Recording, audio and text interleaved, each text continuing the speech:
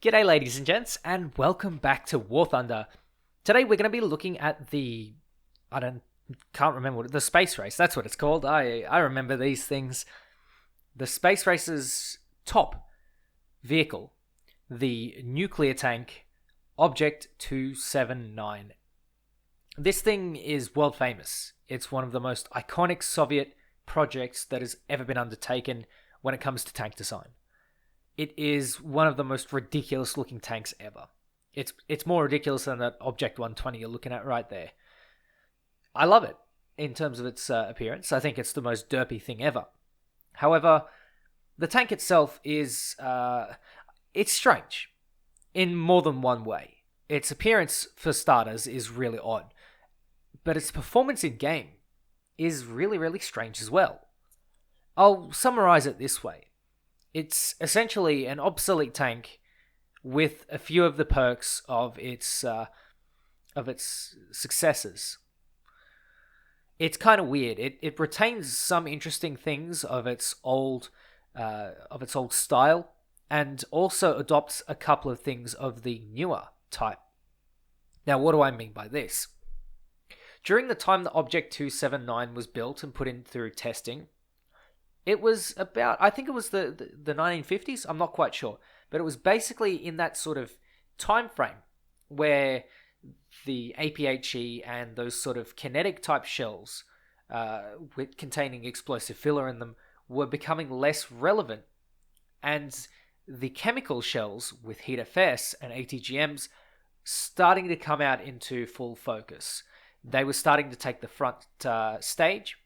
And whilst everyone was developing gun tanks, like the Conqueror and the Centurion, the M103, the Soviets were developing other things like the T-10M, and I believe this thing was somewhere along that same timeline.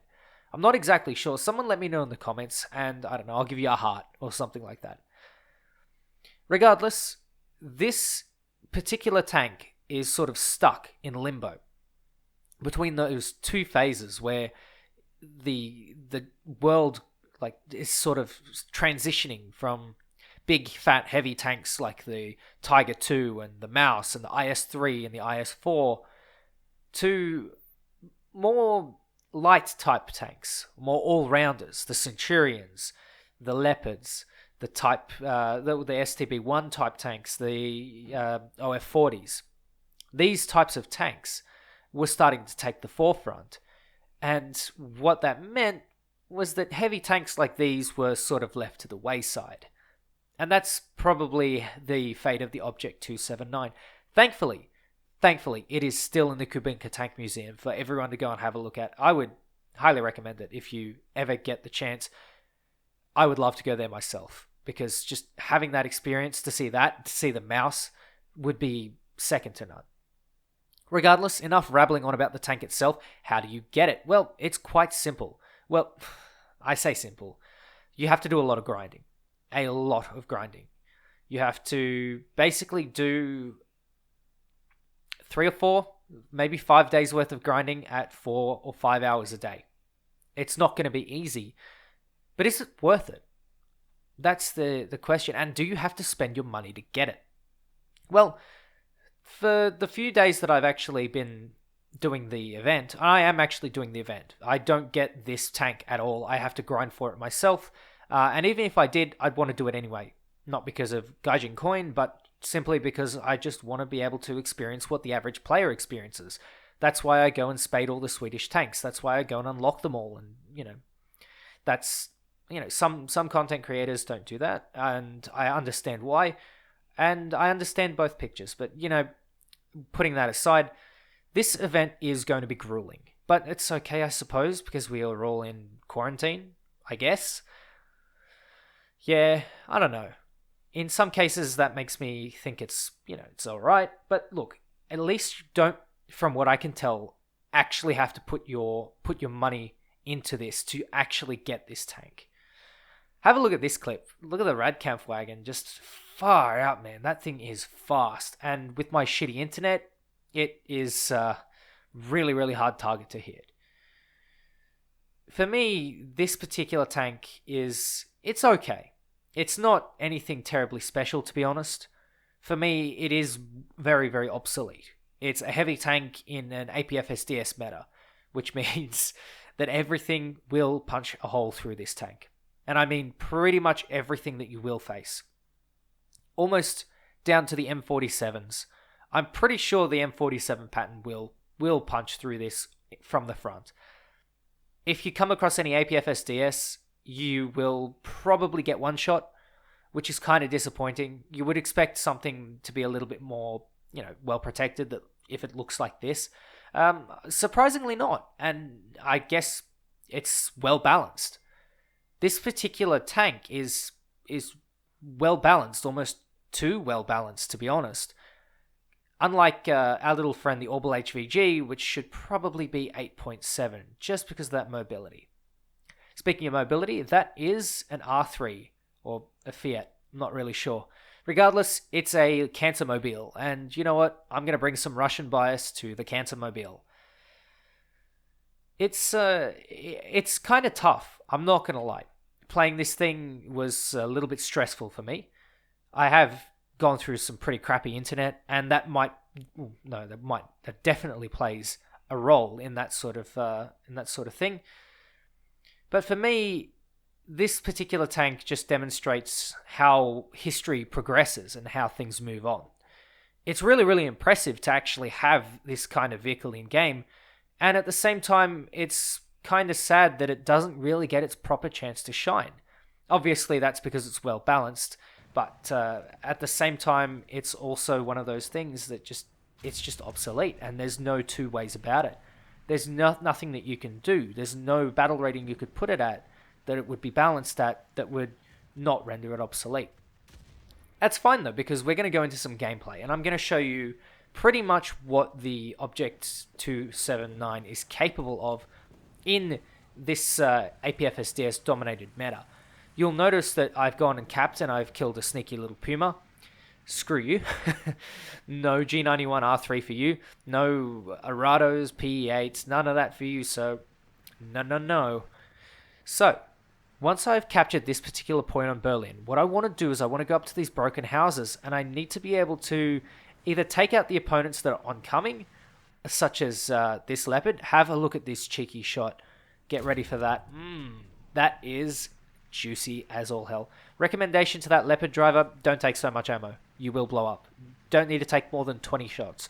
Speaking of that, I have only decided to take 10 shots from now on in this Object 279, simply because taking 20, you'll rarely ever get to 20 shells being used, and you'll also probably be worse for wear.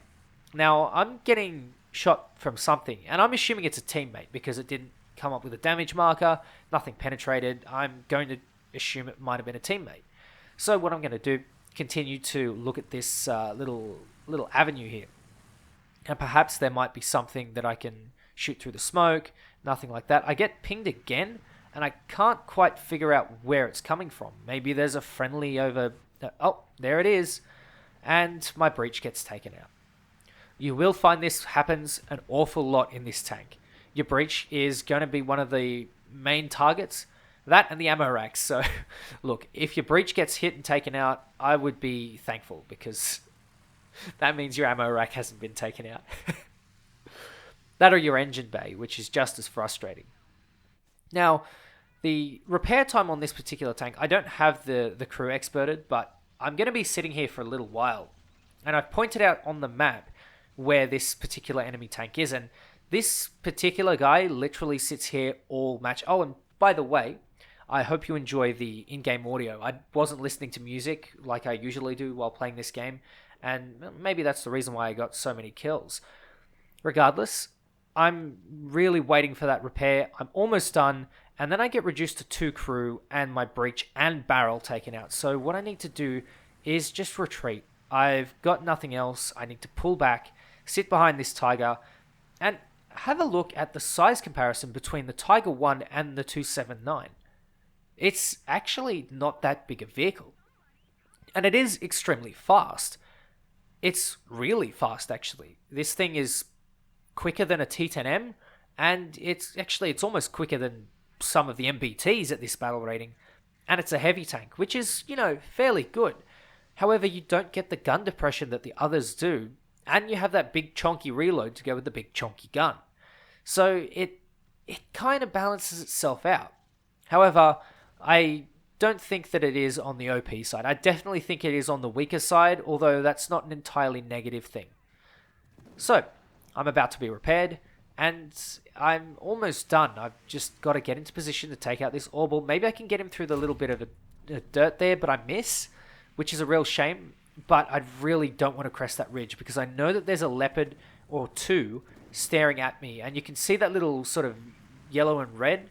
Some absolute Muppet's probably got a Germany decal or something like that, showing off his position, and he gets set on fire, which is really good news for me. But I see a Leopard 1A1 with the L44. I managed to take out the breach, and I'm assuming because it's a 120mm breach and it is too big to fit in the turret, it absorbed all of the shrapnel. You tend to get that with Leopard 1s, and I've always had that experience with the Leopard 1. It tends to soak up the weirdest shots that you thought would never ever bounce. Chieftain, I am looking at your APDS shell. I've had some very, very salty moments in that thing. Oh boy. Anyway, what I need to do here next is basically cut off anything from the spawn coming between me and the A point. I'm going to hunker down and defend this A point to my dying breath, basically. With two crew, Ivan and I don't know, Ivan 2. There we go. Ivan and Ivan 2 duking it out with a absolutely massive reload, which I kind of thought was an auto loader. I'm not really sure. Maybe it's an assisted loader where you've got one, the charge itself and the shell loading by different mechanisms. It seems to kind of be that way. I'm not really sure. Someone do let me know in the comments again, which is why I love you guys. You're just a wealth of information, except when it comes to the lightning. But we'll move on from that. Regardless, I'm still having a look through the smoke. Maybe I can get a cheeky shot from that something that might be there. And there he is. It is a KPZ, and you will be facing a lot of KPZs. With that buff to reload, you are going to have a hell of a time shaking these guys if you do not get the first shot off. It is so important to cut down any KPZ that you see, and quite frankly, I think the KPZ should be 9.3. Now with a 6-second reload, compared to the 10-second reload on the MBT. I don't know, I think it deserves a little bit higher, but I guess there's a bit of compression there. Look, maybe that's a discussion for another day. Regardless, I need to keep the enemies off these cap circles really, really badly. But as you can see, something has already pushed its way up to the top, and my team is losing both numbers and ground, and then I get set on fire. I can sort of kind of see it, and oh my god, the explosion from that was glorious. Man, that is one of the things that I love about these sort of derpy Russian guns. Not only that, but when the tracks come off, because it's a 4-tracked vehicle, I would expect that you would be able to move 3 of them. I don't know, I'd like to see a little bit of a new mechanic in place for that sort of stuff, and boom goes another Leopard. Good riddance, and I don't want to see another bloody Leopard in my life after this bloody video. Oh my god. Leopards, you are the absolute bane of me, and that's probably the reason why the Leopard 1 was developed, because something needed to be the bane of these Soviet heavy tanks, I guess. So, after this ridiculous repair time for a single track, which, you know what, I'll live with it. I genuinely think that there should be a mechanic for 4-tracked vehicles where if you want to get into safety, you can, and it will just cost you, say, double the repair time to repair the track. Or you can run with 1 track missing, except your mobility is going to be like quartered or something ridiculous like that until you go back to a cap circle to repair. I think that would be a cool little mechanic that would get people playing dumb stuff like that. Now, do you remember me telling you about 10 shells? I used them all. I never thought I would use them all, but lo and behold, I am going back to the capture circle to reload some extra stuff. That for me was a real like euphoric moment. Being able to actually expend all of my ammunition in a tank that I never thought I would be able to, it was pretty fun, and it was pretty enjoyable to me. I will say, over the period of 24 hours that I've had this vehicle, or I've enjoyed parts of it, but parts of it have been kind of excruciating as well. You are a really big target for APFSDS and ATGMs, and if you don't get the first shot off, you definitely will either get one shot or cripple to the point that you can't escape. And for me, that frustrates me a little bit. You don't have smoke grenades, you have ESS, and of course, you don't really have the chance to just bugger off and repair like you would in, say, a Leopard or a Big Light Panzer or something else like that. It is survivable enough, though, I suppose, for an 8.3 heavy tank. I am surprised that it does survive this much, but at the same time, it is very, very balanced. Let's just call it that. So, would you actually... Would it be a good idea to actually grind this thing?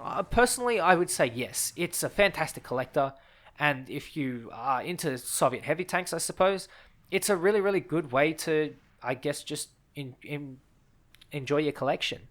One thing you shouldn't do is pick out in front of a Rakit Panzer II Hot that is stopped. That's a really, really smart move, and you can tell because I'm a really big brain person. Regardless, ladies and gentlemen, that is the Object 279. I hope you enjoy.